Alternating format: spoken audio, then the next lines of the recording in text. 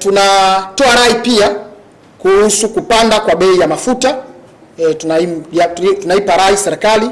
Tumeshuhudia kuendelea kupanda kwa bei ya mafuta kufikia takriban shilingi 1400 kwa lita petrol na diesel kwa lita. Ongezeko hili linapandisha kwa kasi kubwa sana gharama za maisha. Waathirika wakubwa ni Watanzania wengi wenye kipato cha chini. Nauli zimepanda, gharama za usafiri zimepanda, hivyo kuathiri bei ya vyakula na mfumuko wa bei. Tunapendekeza hatua za haraka kwa serikali zichukuliwe.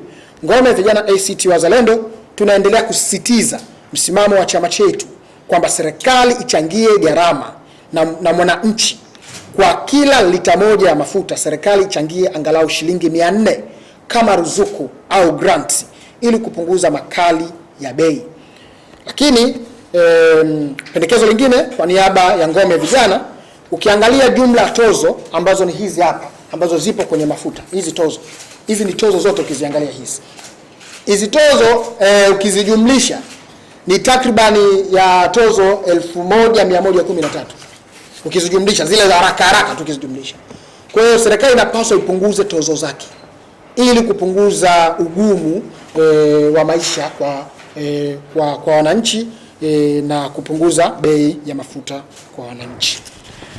Lakini pia tunaunga mkono azimio la kamati kuu la kutaka mchakato wa katiba mpya kuanza sasa. Tunaunga mkono azimio la kamati kuu la kuvunjwa kwa tume ya uchaguzi ya sasa na sheria mpya ya uchaguzi iundwe. Lakini pia tunaunga mkono azimio la kamati kuu kwa kufutwa kwa sheria ya sasa ya vyama vya siasa na kuandika sheria mpya. Lakini pia tunaunga mkono azimio la kamati kuu kuondoa vyombo vya usalama kwenye shughuli za kisiasa na uchaguzi, yani securocracy. Lakini hii ndiyo njia itakayosaidia taifa letu kuondoka kwenye mkwamo tulionao sasa na kuwa na umoja na amani na mshikamano. Kwa sishukuru serikali kwa sababu haijanipa kwa sababu nina vigezo kushinda vijana wengine. Imenipa kwa nia ya kutaka kuhalalisha na kuaminisha umma kwamba Nondo kapata, jamani, mikopo ipo, inatolewa bila ubaguzi. Na ndio maana mmesikia wananinanga. Mueneza na ninanga, sijui vijana wao CCM wananinanga.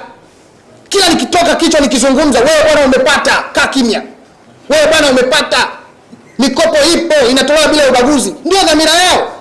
Haikuwa na dhamira kumpa Nondo ili aendeleze biashara yake. Mimi by the way ni mfanya biashara, yes. Lakini dhamira ya serikali kwenye kunipa mimi sio kwamba walipitia fomu yangu wakasema fomu ya Nondo, yes, Nondo amekizi vigezo, kaambatanisha vizuri. Nondo na yeye kwenye hii orodha ya vijana ambao wanapaswa wapate, na yeye apate. Ile wanasema Nondo yupo, yupo huyu, tumpe na yeye, tumpe atakaa kimya tu. Tumpe, tutaaminisha umma kwamba mikopo ipo. Tumpe. Nashukuru hapo sasa.